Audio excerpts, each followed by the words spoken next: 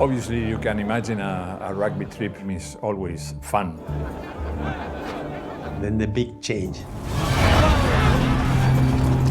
They shouted, "Give me power, give me power." I thought this plane is going to crash.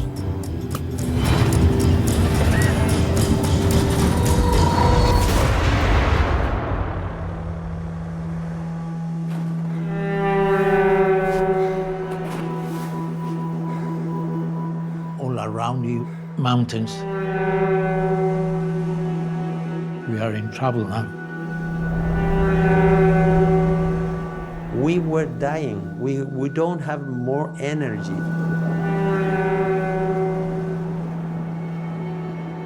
What are you going to eat?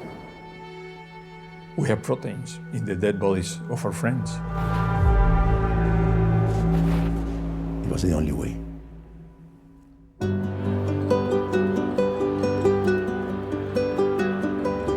An airplane crashed on a flight from Montevideo, Uruguay to Santiago, Chile.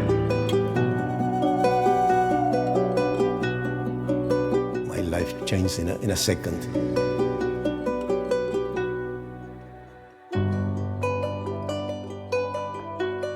We were 29 guys alive.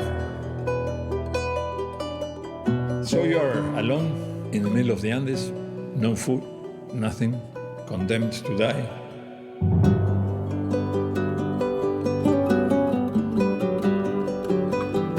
I don't want to die. The only thing we have the body of our friends. We decided to eat. That was the only way to honor life, to stay alive, to fight against death.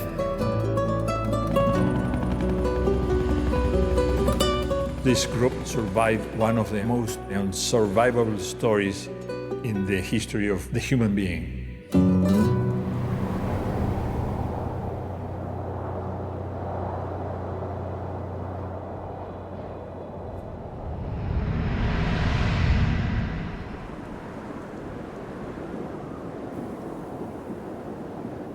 Whatever you say, whatever you might think, you were not there.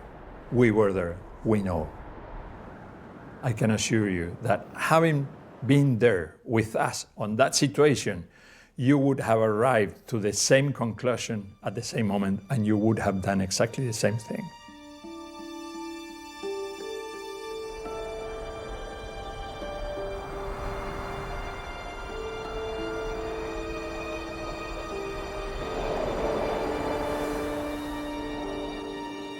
We were 27 guys alive. 27 guys alive. We wanted to live.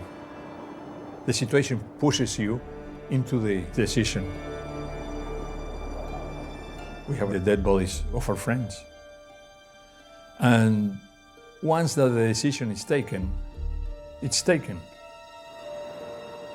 Everybody was doing that because it was the only way to survive. The only way to survive. To eat our friends, not to die. I thought nothing worse could happen to us anymore.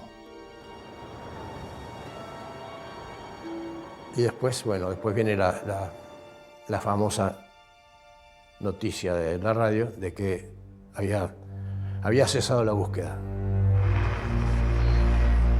I remember very clear. We listened to the small radio, and they said the search was over. As soon as the news that the search had been called off came out, it's a very difficult situation because it's the confirmation that you are dead. You know, you're dead.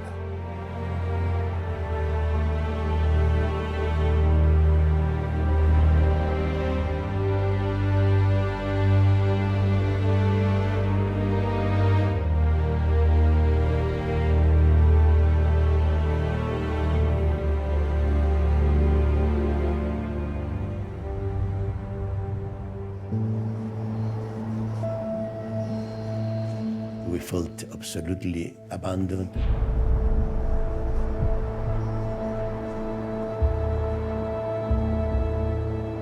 They have put men on the moon. Why can't they find us?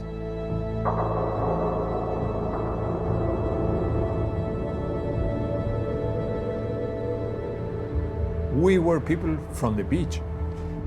We were born in Uruguay, on the beach, on the sea level, on the white sands of Montevideo and Punta del Este. This was the worst group that could have survived on those conditions because nobody had seen mountains, ice and snow before in their lives.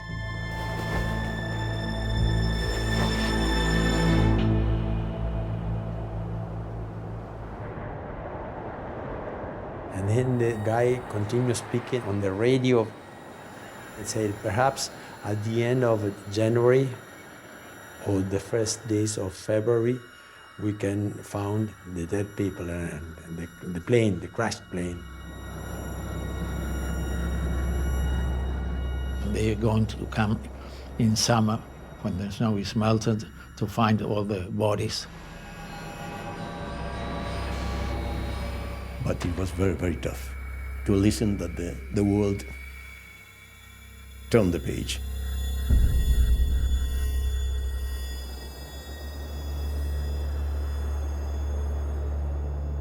I was always thinking that in my house, my father, my mother, my brothers were crying a brother that died in the Andes, and I was alive. I want to return home and say, don't cry anymore, I am alive. You want to see your mother, your father, your sister, your friends. And of course, Soledad. They are the most important people in my whole life. Every day I talk with Soledad to say, wait me, I am alive, I'm alive. I'm going to return, I'm going to return.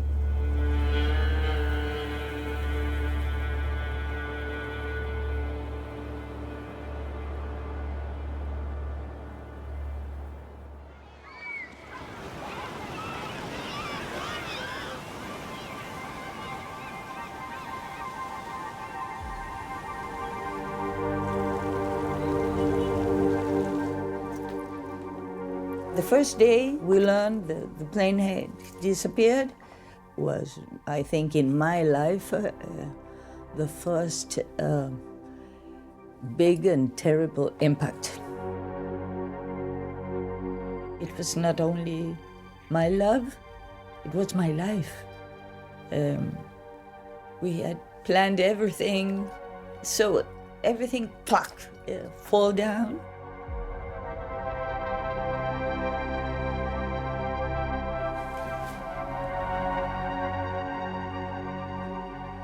When we finally knew about the crash, the whole neighborhood was mourning because everyone had a brother or a cousin, a classmate, a neighbor.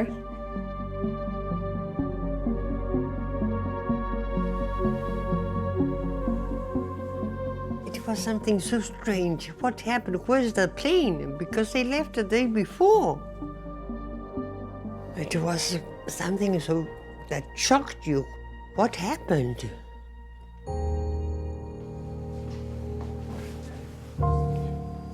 A girl at school came to me and she asked me if I knew what had happened to the old Christmas plane. And I said, no, what happened? And she said, it's lost. And I said, no, because they flew yesterday, so it's not something that could have happened today. But when I got home, I saw, just half a block from home, I saw that there were plenty of cars and people. So I said,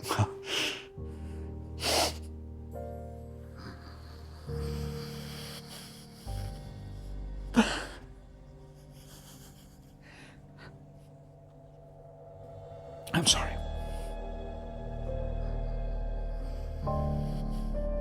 We knew it was true, and we knew it was bad. It was impossible to survive.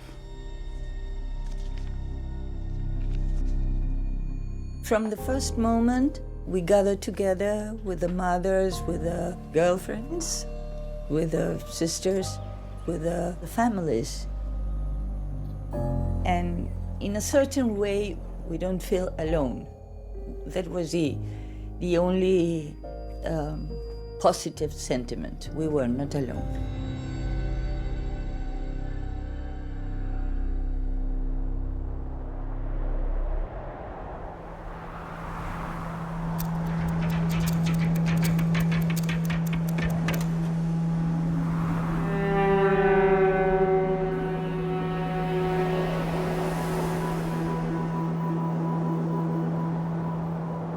Marcelo felt very guilty because he organized all that trip, and he really felt guilty. Marcelo, el capitán, se nos fue cayendo, se fue destruyendo, sintió el peso de la responsabilidad. Yo los traje a esto, yo los estoy haciéndose comer a sus amigos, una cosa espantosa. Se empezó a diluir y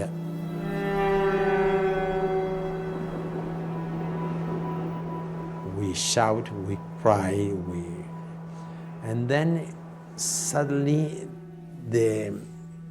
la gente empezó a cambiar. Nos dejamos de quejar. We realized that we were much more stronger than we thought before, our minds and our bodies. It was incredible how all the group changed from waiting to active, organized, like a group, a team.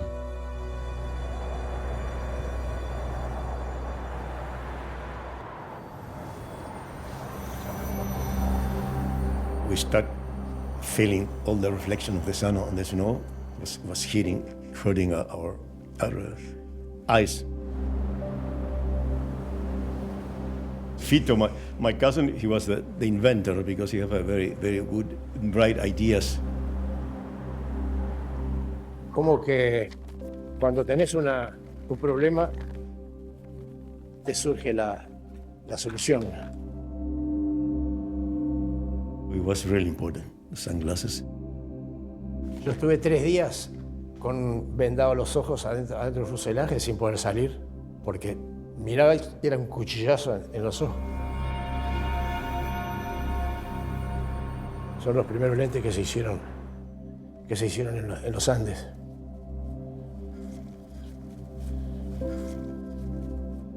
Este es el prototipo, con un elástico de un sutién de mujer, las partes de la visera delantera del avión.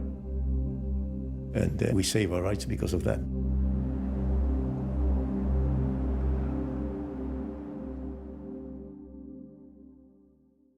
On a survival situation of this magnitude, nothing gets better. Nothing gets better. Everything spirals down until it gets worse and worse and worse.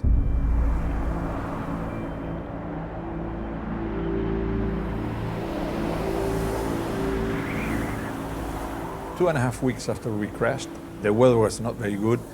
We were inside the fuselage, lying on the floor. That night there were a lot of cigarettes lighted, very stressed. And suddenly we start listening a terrible noise and trembling. We always compared with 100 of horses just galloping around the fuselage. Over there, I heard a sound and I looked to my right where this rumble was coming from. And at that moment, I saw everything jumping to us. I put my hands on protecting my head, and was not an explosion, but an implosion. The snow went into the fuselage, and 1 second later, I was buried.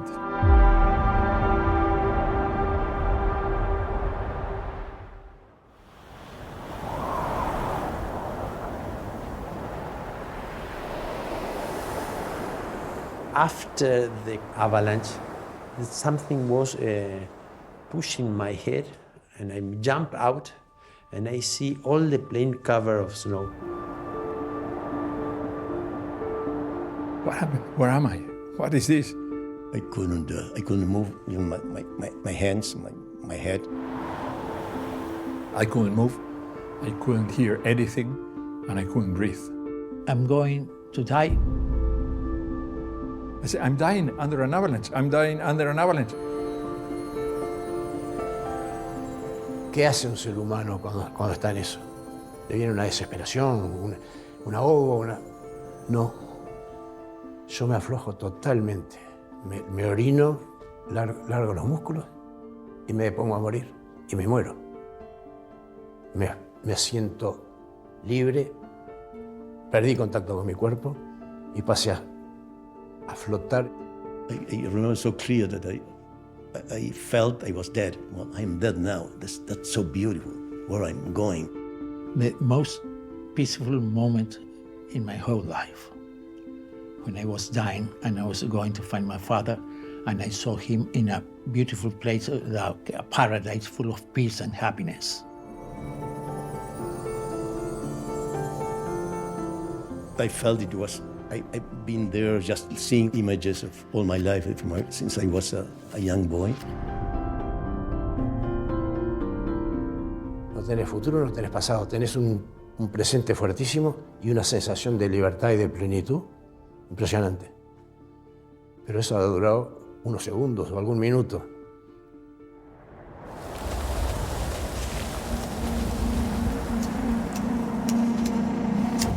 Time goes more quickly than the normal time.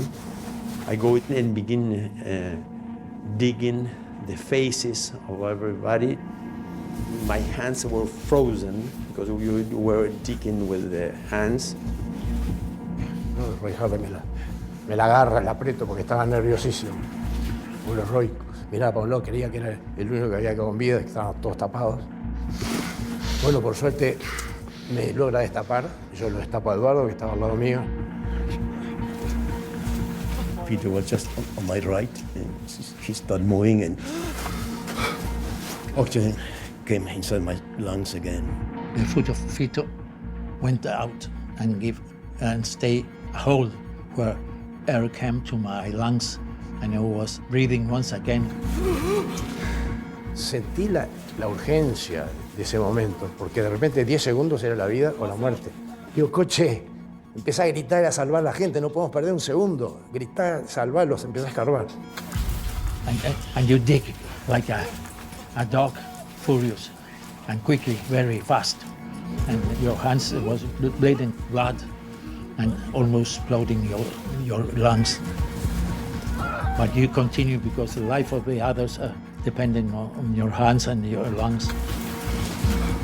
And immediately I started trying to help Marcelo, that was on my left. He was dead.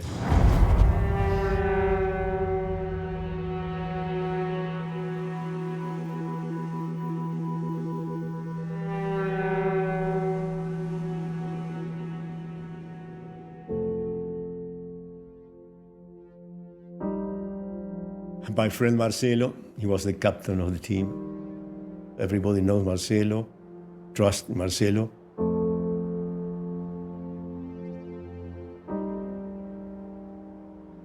He was dead with a very peaceful expression.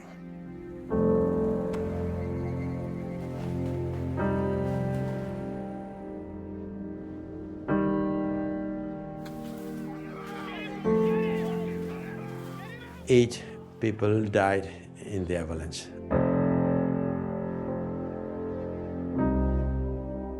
Eight of our friends died in the avalanche, and in these 8 people were my 2 best friends, Gustavo Nikolic y Diego Storm.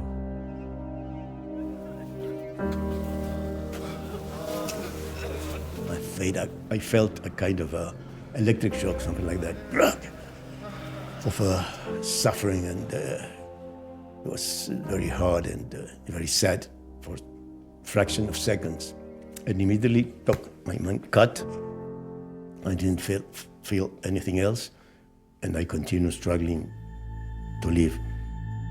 You can't stop and wait and begin thinking. You work like a machine in that moment. The only thing is to survive. You must survive.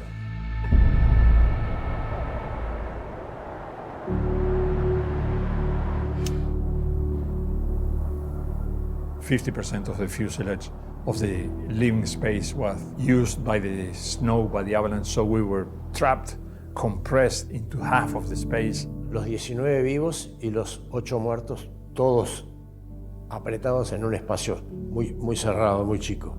It was like a submarine being on the bottom of the ocean. How do you get out of there? Había como una especie de desesperación y de confusión y nadie sabía qué hacer.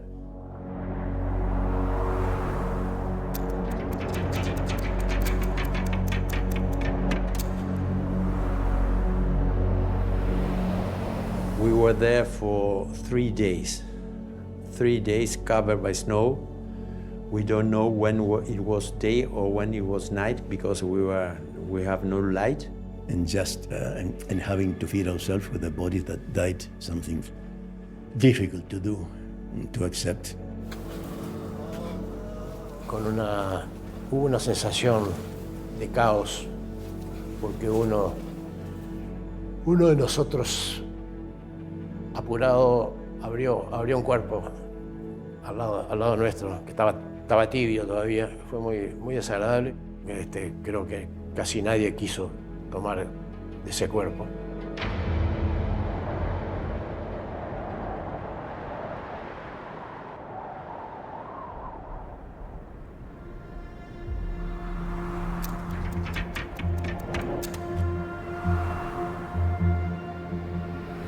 The third day after the avalanche, when we tried to light a cigarette, we couldn't make fire, and we realized that we were getting lack of oxygen inside the fuselage. It was all covered with snow. We said, okay, don't move too much. Don't use too much oxygen, air. We didn't know how much air we had. Si no actuamos ya, nos morimos ahogados como ratas. And somebody came with ideas and let's break the window from the cockpit. Let's make a tunnel to get out of there. So we took turns to excavate with our hands. Somebody with a little piece of aluminum that they found inside the airplane. They use it as a scoop. We broke the surface like rabbits coming out of a hole. And we went out through the tunnel like rats across the cockpit, and pushing out with our legs went out through the hole of the window and a hole in the snow that was covering the plane. And outside it was a beautiful sunny day without any wind, very silent, all clean, all the remains of the bodies and the plane was all covered with very clean snow. I want to cry, feel with emotion what I saw. I saw the sky in a clean and beautiful blue.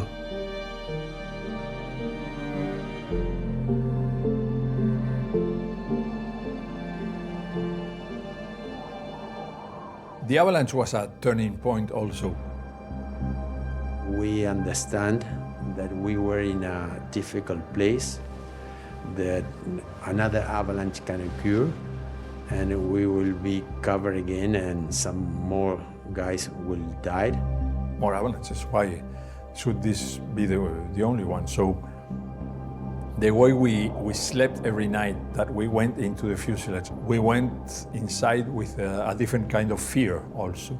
We added one more fear to the fears that we had. We we really felt death much more closer. So we decided to organize the quickly as we can an expedition to going outside and look for help. I knew I was going to leave that fuselage and try to get out or die in the attempt.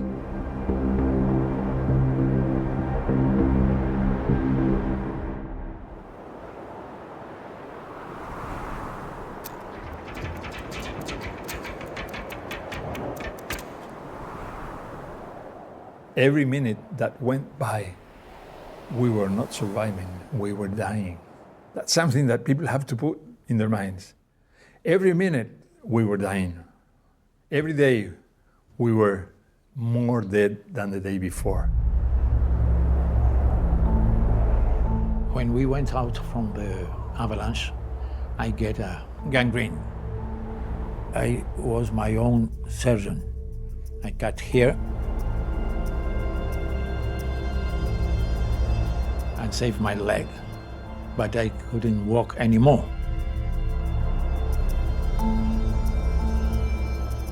My friends came to help me every day, and I couldn't walk, I couldn't make anything, and I began to eat much more little pieces of flesh, and lose many kilos. I lose 45 kilos, 50% of my initial weight.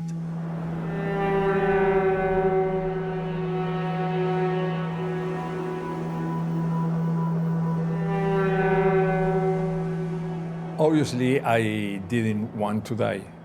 I didn't want to die. I didn't want the mountains to take away from me my life. I had to take into account the physical state that we were having. We had to attempt the escape before we were too weak to attempt it. Among the group, there were 3 or 4 guys who were stronger. Myself, Roberto, Tintin, and we were called the expeditionaries. So we were rugby members of the same team and very good friends also.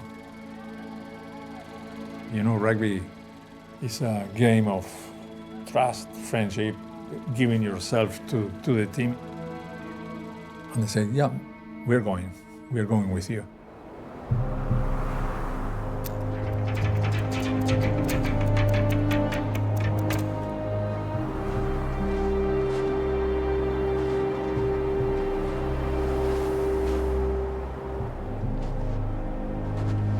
That's when we organized the first expedition with Parrado, Canessa, and Vicentin, going to the east, that it would be the best way to go.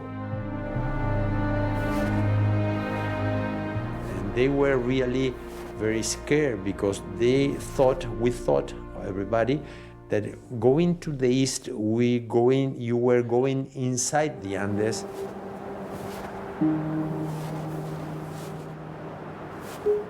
We were walking about 2-3 hours away from the fuselage, and suddenly we crested one snow hill and we saw the tail. We thought the tail had to be on the other side of the mountains, but it had cartwheeled down the valleys down there. And I said, oh man, look at the tail. Maybe there's some food there. So we rushed to the tail, we looked for everything. There were suitcases there. So we found like 15 suitcases there. We found 4 chocolate bonbons, sweets, 4 chocolate sweets over there. Obviously, we ate them.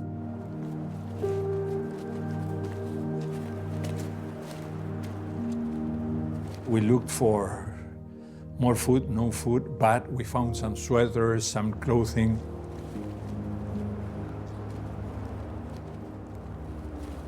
And also they found the battery of the plane. They decided to suspend the expedition and return to the plane. Let's bring the batteries up and we can connect them to the radios and we can call for help. We need to have hope in making work that radio with thousands of cables. Obviously, we didn't have any idea about radio equipment, technology or anything. But we took the batteries from the airplane and we put them on a suitcase. We made like a sledge, but the batteries are this big and very heavy. To pull them up the mountain, 3 hours to the fuselage, it was impossible. It was impossible.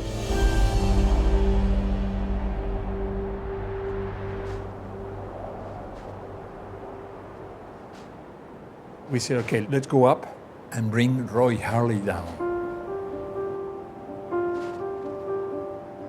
Roy knew something about sound equipment because he had connected a sound equipment in his home.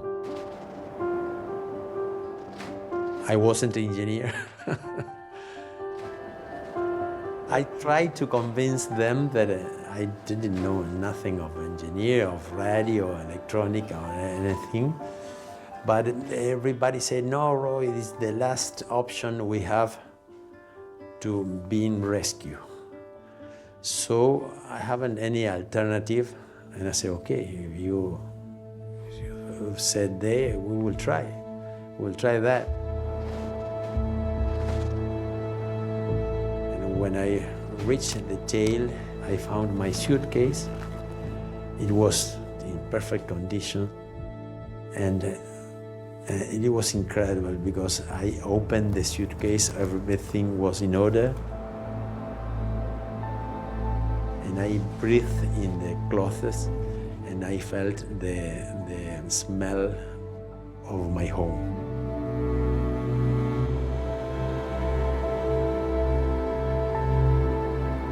I was transported to at home. It was incredible.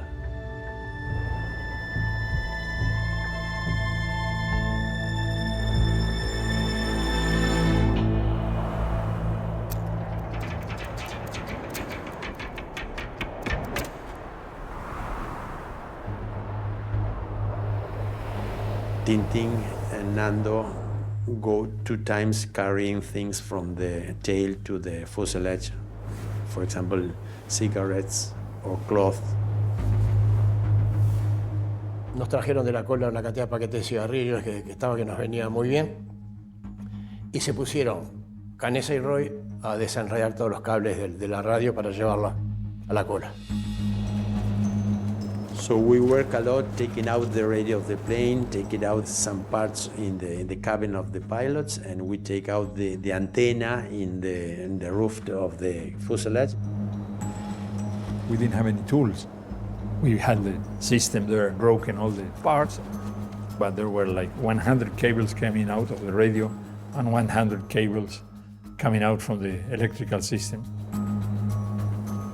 I was looking at the end, one positive and negative wire to put it in the battery, but it wasn't so easy. The radio works at 110 volts, and in the battery we have only 48 volts. We stayed there with Roberto 8 days,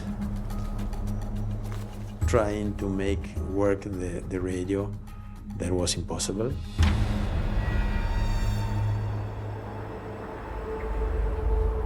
Over there, the 4 of us, Tintin, Roberto, myself, and Roy, we tried everything and said, okay, let's go back to the fuselage and tell the guys that this didn't work.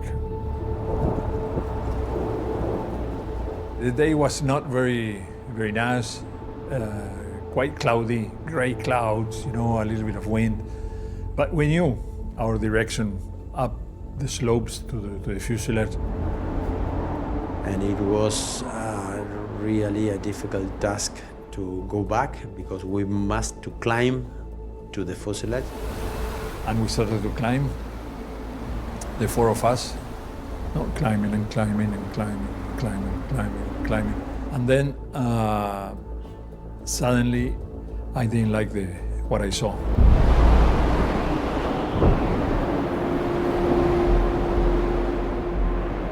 The clouds were getting lower, darker. The wind was increasing. Suddenly a big, huge storm, windy storm, hit us, the 4 of us, over there. Very difficult for me. And Nando gave me a great help. I pulled him for about half an hour, something like that, until we found the fuselage. I threw him on the door over there and I was wasted. Completely wasted.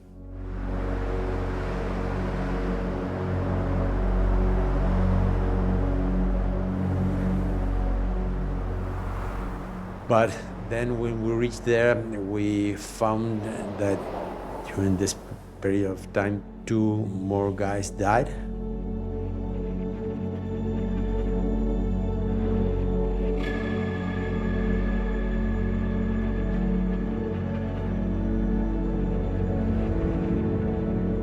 So that was the moment that we decided that we must go out.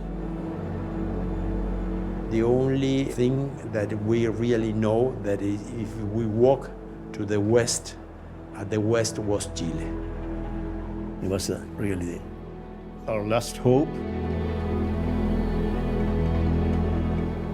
What would happen on that airplane when the situation arrives and there won't be any more bodies there?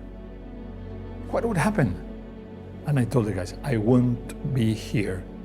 I will be climbing, I will be falling on a crevasse, I will be dying on a glacier, but I won't be here looking at your eyes.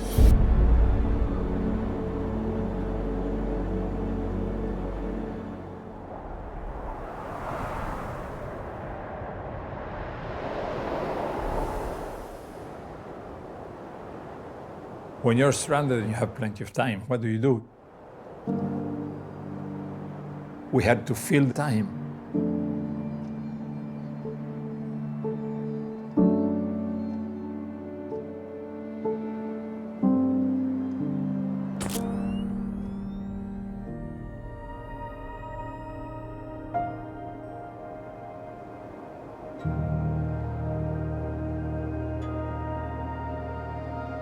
We prayed and we also fantasized about going back to Montevideo.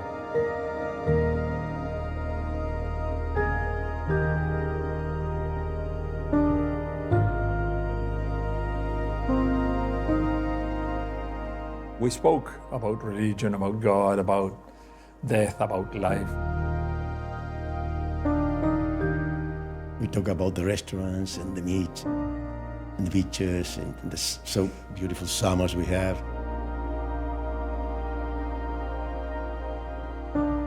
And we made a list of all the food that we wanted to have if we survived.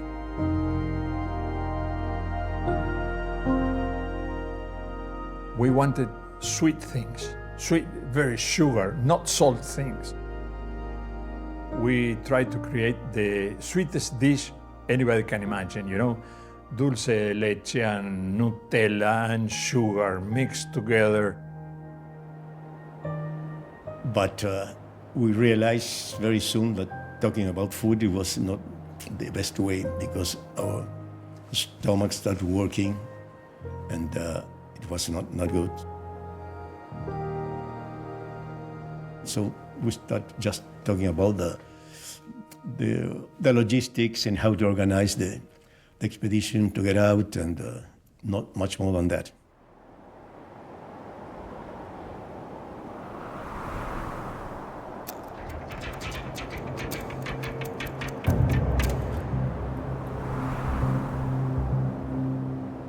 I told the guys, look, we're going to leave.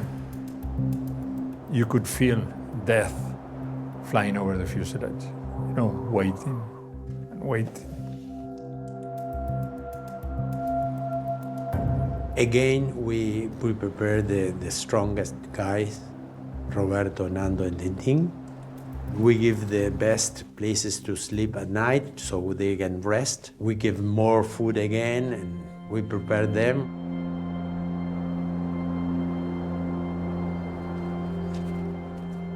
And we start doing all the sleeping bag. Antonio discovered some insulation material between the wall of the airplane, and he put that on his chest, no, below his sweater. I said, gives me a lot of warmth. So we took that. Somebody found a needle on a purse, and with copper wire that we found on the electrical system of the airplane, sew those pieces together, and he created like a sleeping bag of insulation material that would be crucial on our trek. So we spent a lot of days just preparing everything, the best as we could.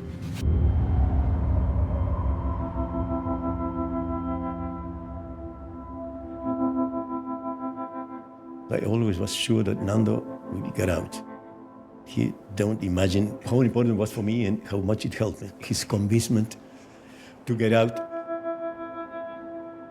I was so afraid, so deeply afraid that I don't know how I could, give that sentiment of confidence.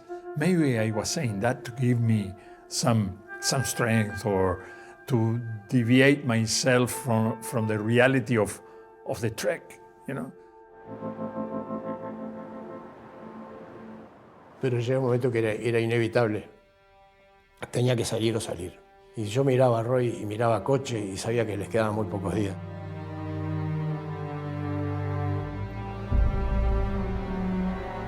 After 2 months, some people have deteriorated more than other ones. And, Coche, Roy were just on a free fall to death. They were dying faster than you can think of. If we leave earlier, maybe we can save these guys also if we reach help.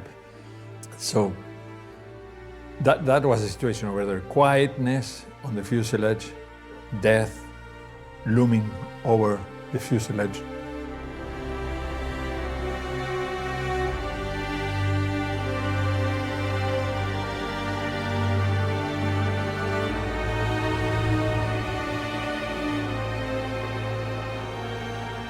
Canesa estiraba, porque Canesa era el que estaba más precavido y que menos ganas tenía de... Tanto que hicimos mucha presión a Canesa para que saliera, presionados por la muerte de Numa. My father was here in my mind. I also had my father as a lighthouse for me. I could picture him at home, having lost his wife, his daughter, his only son, on the same instant. And I told Roberto, let's leave in the next 2 days. I need you. You're the strongest one here with me, and Antonio. Come with me. I cannot do it alone. I'm afraid. I'm very afraid. Come with me.